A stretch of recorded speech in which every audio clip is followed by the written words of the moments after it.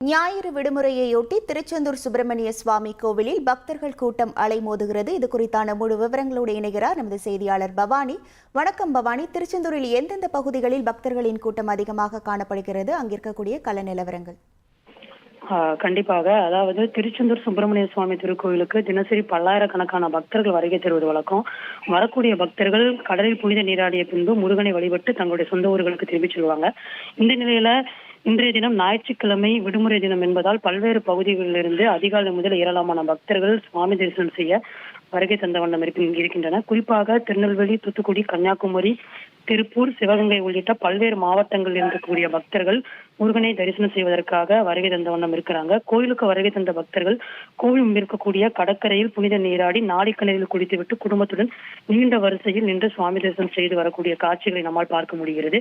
இதன் காரணமாக திருச்செந்தூர் கோவில் வளாகம், கடற்கரை பகுதி, நாளிக்கிணறு, முடிக்கணிக்கை செலுத்தும் இடம், பேருந்து நிலையம் போன்ற பல்வேறு பகுதிகளில் அதிகப்படியான பக்தர்களின் கூட்டம் அலைமோதி இருப்பதை நம்மளால பார்க்க முடிகிறது. கோவில் நிர்வாகம் சார்புள்ள அதிகப்படியான பக்தர்கள் வருகை தந்து கொண்டிருப்பதனால கழிப்பறை வசதி மற்றும் தண்ணீர் வசதிகள் போன்றவை ஏற்பாடு செய்யப்பட்டிருக்கின்றது. சமீப காலமாகவே அதிகப்படியான பக்தர்கள் வருகை தந்திருப்பதால் திருச்செந்தூர் பகுதி முழுவதும் திருவிழா கோலம் போன்று காணப்பட்டிருப்பதை நம்மளால பார்க்க முடிகின்றது.